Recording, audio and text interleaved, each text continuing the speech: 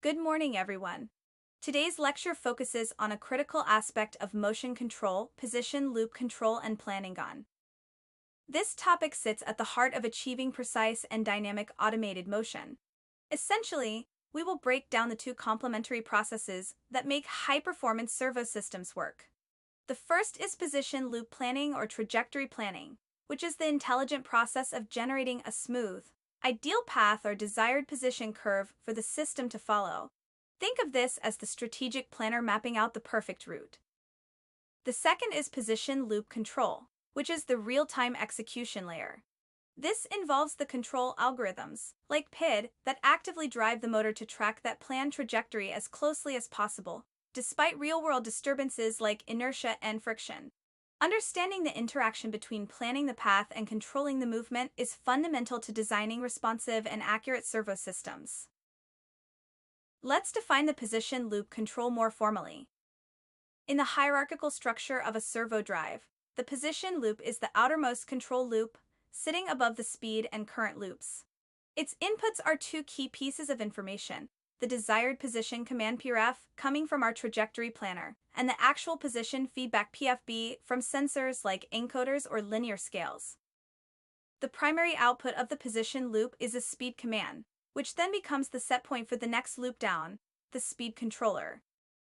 The core objective is straightforward but challenging: to minimize the position tracking error, defined as E equals PRF minus PFB. We want this error to be as small as possible, as quickly as possible. The goal is to make the actual position follow the desired command with high speed, smoothness, and ultimately, zero steady-state error. This loop acts as the system's commander, constantly assessing deviation and issuing corrective speed orders. To visualize its role, let's look at the position loop within the full servo architecture. The process starts with a motion command, which goes into the trajectory planner. The planner generates the detailed motion profile, the desired position PD, velocity VD, and acceleration at over time. This profile feeds into the position loop controller. The controller calculates the error at equals PDT minus PFD and, often using a PID algorithm enhanced with feedforward, produces a speed command VREF. This command is passed to the speed loop controller, then the current loop controller, which ultimately drives the motor and load. The actual position is measured by feedback devices like encoders, completing the loop.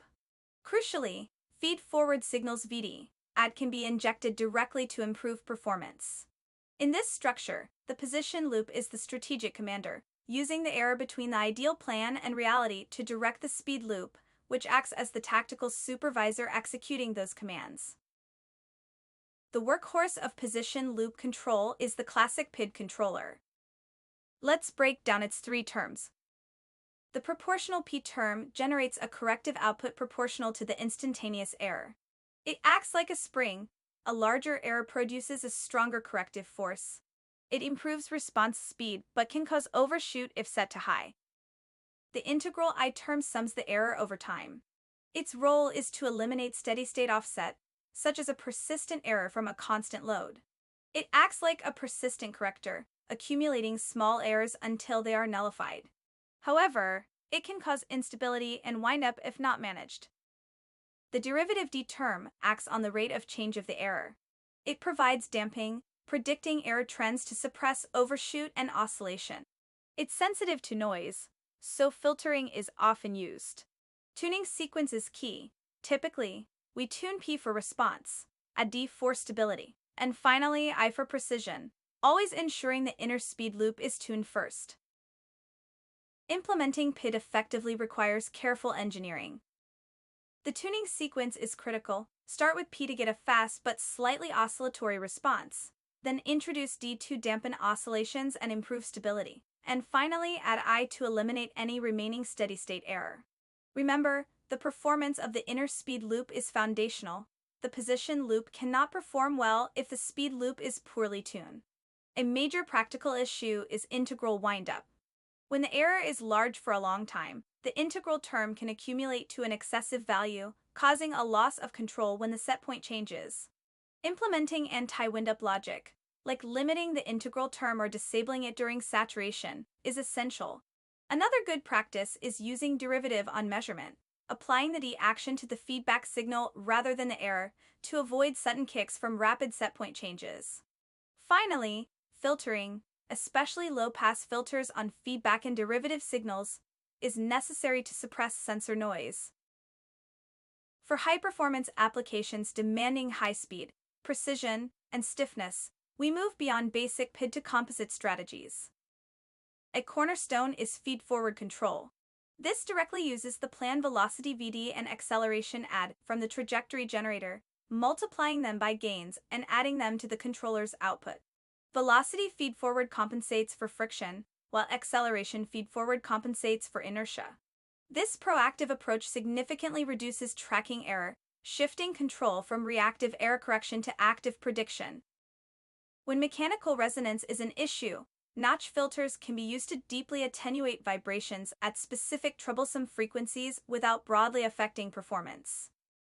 Adaptive control or model matching control is valuable for systems with varying loads, as it identifies parameters like inertia online and adjusts controller gains accordingly. Other advanced algorithms include fuzzy PID for poorly defined models, robust sliding mode control, though it can cause chattering, and computationally intense but high-performing model predictive control MPC. How do we evaluate if our position loop is performing well? We analyze specific responses. The step response reveals core metrics: rise time, how fast it reacts; overshoot stability; settling time, how quickly it stabilizes; and steady-state error, final precision. For dynamic performance, we use sine or ramp tracking tests. Here, we measure the tracking error, often decomposed into lag error due to phase delay and magnitude error. Finally, we test disturbance rejection. By applying a sudden external disturbance, like a load change, we observe how quickly and accurately the system recovers to its target.